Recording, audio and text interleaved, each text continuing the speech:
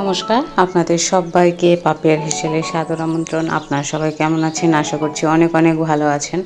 পুজো পার্বণ মানেই তো নারকেল নাড়ু ছাড়া কোনো কথাই হবে না। তো আজকে এই এপিসোডে নারকেল নাড়ু রেসিপি নিয়ে হাজির হয়ে গেছি। তো চলুন রেসিপিটি শুরু করা যাক। প্রথমে এখানে আমি নারকেলগুলোকে ফাটিয়ে ধুয়ে পরিষ্কার করে নিয়েছি। নেবার পরে এটাকে ভালো করে কুড়ে নিতে হবে। একদম মিহি করে কুড়োলে নারকেলের যে বাঁধনটা হয় সেটা ভালো হয়, সেই জন্য এখানে আমি মিহি করে নারকেলটাকে কুড়িয়ে নিচ্ছি। এরপরে আমি একটি কড়াইয়ে, যে কড়াইটাতে আমি নাড়ুটা তৈরি করব সেই কড়াইয়ের ভেতরে নিয়ে নিয়েছি, আর তার মধ্যে দিয়ে দেব গুড়। আপনারা চাইলে চিনি দিয়ে করতে পারেন, তবে চিনির রেসিপি আগে রয়েছে, সেই জন্য আমি গুড়ের রেসিপি আজকে নিয়ে এসেছি। গুড়টাকে দিয়ে দিলাম, দিয়ে এই গুড়টা দিয়ে ভালো করে নারকেলটাকে মাখিয়ে নিতে হবে, যেন এর থেকে নারকেলের জলটা বেরিয়ে আসে। এই যে দেখুন, আস্তে আস্তে আমি গুড়টা দিয়ে ভালো করে নারকেলটাকে মাখিয়ে নিচ্ছি। আজকের এই রেসিপি আপনাদের কেমন লাগছে অবশ্যই কমেন্টের মাধ্যমে জানাবেন, লাইক করবেন, শেয়ার করবেন বন্ধুবান্ধব আত্মীয়দের মাঝে, আর সাবস্ক্রাইব করে অবশ্যই আমার পাশে থাকবেন।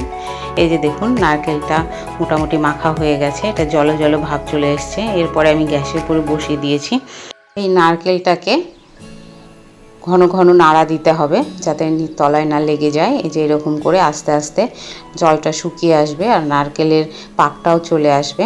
এই যে এরকম করে আস্তে আস্তে আমি কষিয়ে নিচ্ছি।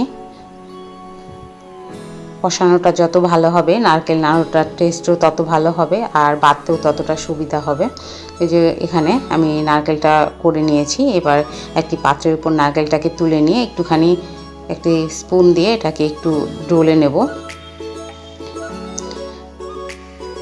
নিলে এটার বাঁধনটা চলে আসবে।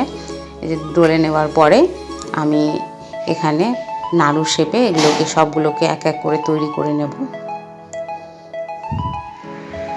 এই দেখুন, নাড়ু শেপে তৈরি করে নিলেই আমাদের নারকেল নাড়ু রেডি।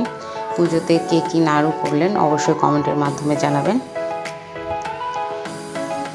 এই যে দেখুন, এই রকম করে পাক দিয়ে আমাকে নাড়ুটাকে তৈরি করে নিতে হবে।